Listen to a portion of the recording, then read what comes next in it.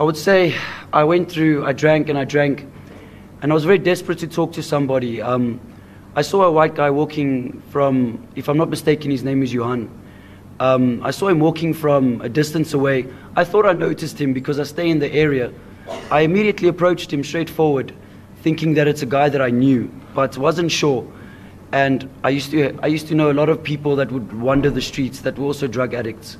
So I approached him, and I noticed that it's not the person, but just somebody. And I just approached him and asked him if his name was, I forgot the name, but I made up an excuse of why I was approaching him. So I gave him some other name. Is his name not this? He said no. I asked him, can I speak to him? He said to me, I must accompany him at the Dros if I want to speak to him. I said to him, I was already seated there. We moved into the bar area where we carried on drinking, and it got out of control pretty fast. I remember drinking a lot of shooters and disappearing in between intervals to go use more and more drugs. And at one stage, he had, I think it was a family member of his, it was a woman and a young man that arrived. They seemed very angry with him, telling him he shouldn't drink too much, telling us we shouldn't drink too much, as a matter of fact. And from there, it pretty much got very blurry. Conversation and things, I don't really remember a lot of it. If there's a lot of things that go through my mind when I think about what was said and what was done, but I can't actually state what was said and done. It later on became a blur. All I remember was at one interval, I wanted to go use again in the toilet. Now the reason why I know that I was in that toilet is because I remember sitting down using first. I remember specifically sitting in the female toilet. I remember that moment of entering the female toilet, and I remember closing the cubicle door. And I remember using my drugs, and I even had my beer glass with me in the toilet. It's difficult to describe for me what happened at that moment.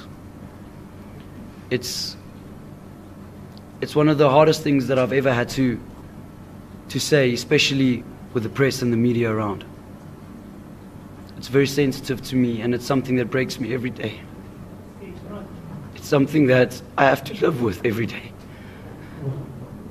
It's something I can't take back. What was your state of mind at the time?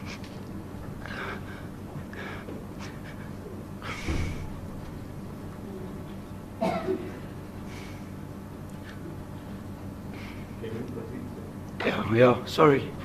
I would say at the time I didn't really care about anything.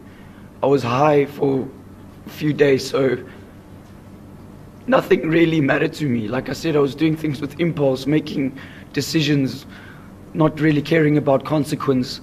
I guess I was angry, and in that state, I made a mistake, and I intentionally went out in that moment with that encounter with that girl, and I intentionally did those things to her. But my regret came to me too late. My regret came to me, and I realized, I knew exactly in that moment what I was doing, but I guess with my mental state, it's not that I wasn't aware of what I was doing.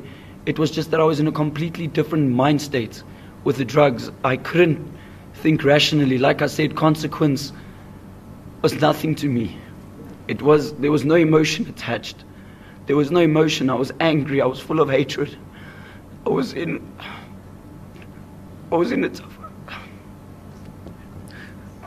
a tough place in my life. What would the position have been if you were sober? As my grand always says, me, Nicholas Ninow, and me on drugs, we are two completely different people.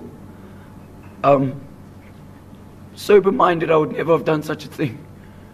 Sober-minded, I wouldn't have done such a thing to anyone, not even a little child. Never mind a little child. I couldn't even get physical with anyone sober. I could get angry, but I wouldn't even say violent.